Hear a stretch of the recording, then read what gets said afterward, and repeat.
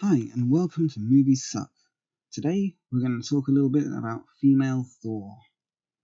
I'm sure that we've all been waiting with bated breath and intense anticipation for the unveiling of the new MCU Phase 4 and what direction they'll be taking and what they're going to be bringing to the big screen. Well, the wait is finally over. We have our answer.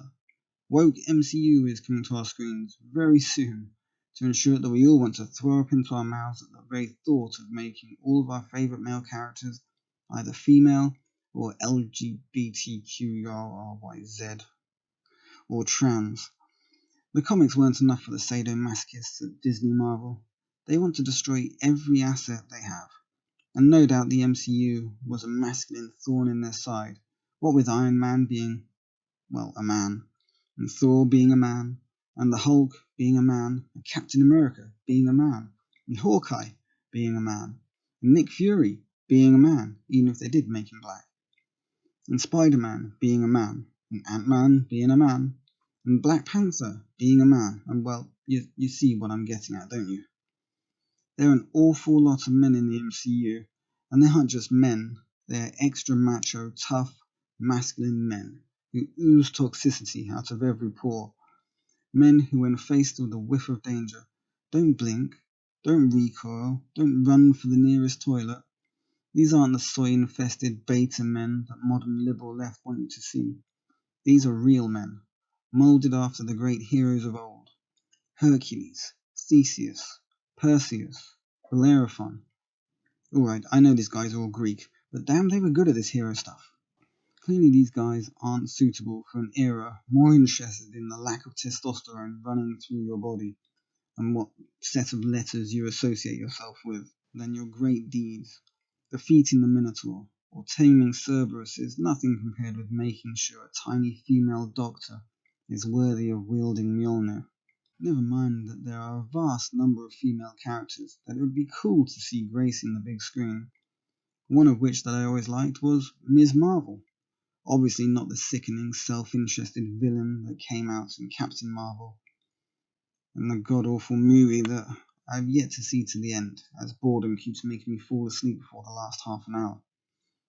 But the original proper Ms. Marvel, who was a mainstay of the Avengers, back before they became mainstream cool. Or maybe even She-Hulk, a cool, savvy lawyer Jennifer Walters by day, and big green, sexy as hell crime fighter She-Hulk by night. Well, or whenever she wants, since she had control of her powers. I would love to see Black Cat on the MCU for reasons, at least two that I can think of. What? Who said that? Anyway. Or how about Firestar? I know she may not be the most well-known superheroine, but I never missed an episode of Spider-Man, His Amazing Friends, and it would be great to see her get a good story. And why the hell haven't we seen the Enchantress on this gamut of Thor-related films? She is easily my favourite villain, and her partnership with the Executioner would make great watching.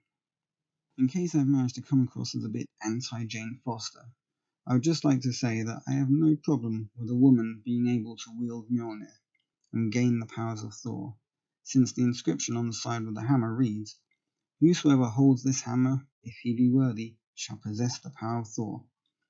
Let's ignore the expected he and allow that a woman could certainly be worthy of Mjolnir. I do feel, though, that naming any person who can pick up Thor's hammer Thor is just bloody stupid.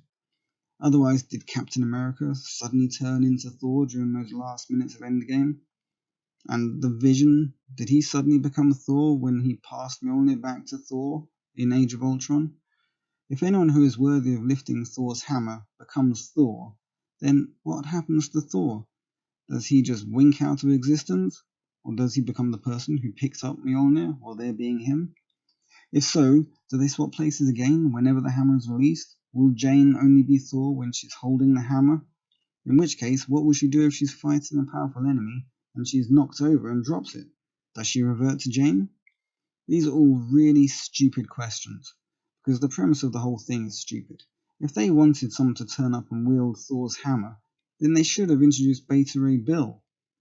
I'm sure I'm not the only person wishing that they would do that already. We already had the Guardians of the Galaxy, so another alien wouldn't hurt. When Thor joined the Guardians at the end of Endgame, some space-based adventure, it was half in my mind that maybe that was what they were thinking of. I mean, it'd just be awesome to have Beta Ray Bill in the MCU. I've never been a big fan of Thor, at least not that part of the Marvel franchise, because in my humble opinion, the movies have been extremely lackluster. But I've constantly held out hope, so like a fool, I've gone back to them again and again, and each time it's been like another fist to the stomach, another forlorn hope from which I'll rise again and look optimistically into the future. Only this time, I don't think I can take the hit. I don't know if I will go and see Love and Thunder. Why should I give my hard-earned money to someone who would take it, then spit in my face?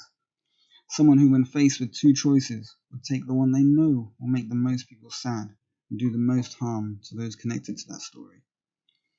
If only Marvel cared about its creations and its own long history of creating awesome characters as much as we the fans do, then they would be seeing even greater success than they already have.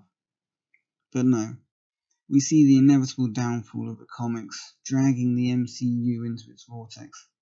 And soon the MCU, which was only circling the void before Captain Marvel, will drift further and further away from the fans who want only for Marvel to bring to the big screen what they've been reading about since they were children. The people at Marvel know exactly what they're doing, but they don't care. If another property must die at the hands of the progressives, then so be it. They will wash their hands and move on to something new. It really does feel like Marvel have entirely lost their way. They once cared about stories and characters and bringing joy to as many people as they could. My childhood was spent reading the original Transformers comics, and they were groundbreaking stuff for me. I'm still trying to finish my childhood collection, because old Marvel is just where it's at. It is sad to see that Marvel is now an entity of the past. If you want to go out and buy a good Marvel comic, you need to buy old issues. Find a shop that still only sells old comics, or trawl eBay. Marvel has already forsaken its comic fans, and very soon it seems the MCU will do the same to the movie fans. The normies may still come to watch the movies, and some die-hard fans who just can't stay away. But if this trend continues, then we are all going to have to realise that sometimes it is just best to let go of the things you love. It's like your first car. It may have wiring issues, it may not have always started, and sometimes you had to enlist a passerby to help you push start it. But eventually, it sat there at the back of your house, rusting away. But it was your first car. It's always going to hold a special place in your heart, even after you watched it being dragged off to the junkyard. I hope I'm wrong. I hope that Marvel can wake up from this nightmare and get back to employing good people for the right reasons, and get back on top of their game, caring about good stories and giving people the heroes they've come to love. We'll see. Anyway, I hope you enjoyed the video. Don't forget to like, comment, and subscribe, as I'd love to hear what you guys think. Until next time, this is Movie Suck, signing out.